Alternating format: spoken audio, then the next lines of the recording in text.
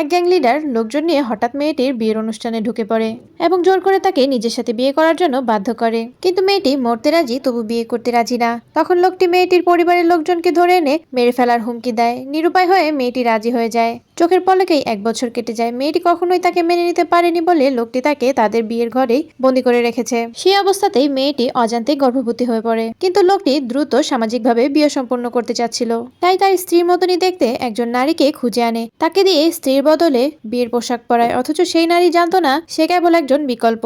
একদিন হঠাৎ করেই সেই বিকল্প নারী সাথে 2 জন সহকর্মীকে নিয়ে সেই বন্দিঘরে ঢুকে যায়, যেখানে সে আসল স্ত্রীকে বন্দি করে রেখেছিল। বিকল্প মেয়েটি জিজ্ঞেস করে, তুমি কে আর এখানে কি করছো? তুমি কি আমার জায়গা নিতে চাচ্ছ?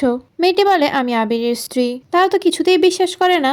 মিথ্যাবাদী অপবাদ দিয়ে স্ত্রীকে মারধর করতে থাকে। হঠাৎ করে রুমের মধ্যে বিয়ের সেম গাউন দেখে বিকল্প নারী বলে, তুই আমার ড্রেসও চুরি করে নিয়ে এসেছিস। হঠাৎ করে তাদের চোখ পড়ে তার হাতের আংটির উপর। সহকর্মীরা বলে, ওর হাতের আংটিটা তাহলে কি আসলে এই নারী স্যারের স্ত্রী?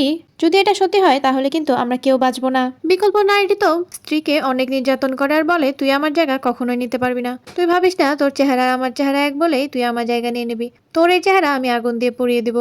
আগুন দিয়ে পুড়ে মেরে ফেলার জন্য স্ত্রীর গায়ে কেরোসিন ঢেলে দেয়, কিন্তু ভাগ্যক্রমে সেটা কেরোসিন ছিল না, সেটা তো পানি ছিল। স্ত্রীটি সুযোগ পেয়ে আবিরের কাছে ফোন দেয়, আর তখনই মেয়েটি ফোনটা কেড়ে নেয়। স্ত্রী বলে, তোমরা মোটেও ঠিক করছো না। আবির যদি জানতে পারে তোমাদের কাউকে ছেড়ে দেবে না, আর আমার গর্ভে তারই সন্তান। এই কথা শুনে তো বিকল্প নারী ক্ষিপ্ত হয়ে যায়। তোর গর্ভে তার সন্তান কি করে সম্ভব? বাচ্চা কি আসলে মিস্টার আবিরের, নাকি অন্য কারো বাচ্চা আবিরের ঘাড়ে চাপিয়ে দিতে চাচ্ছ? স্ত্রী বলে, এটা কখনোই সম্ভব না। বাচ্চাটি এই বংশেরই বাচ্চা, তোমরা আমাকে ছেড়ে দাও। বিকল্প নারীটি বলতে থাকে, তোমার এই বাচ্চাও থাকবে না আর তুমিও থাকবে না।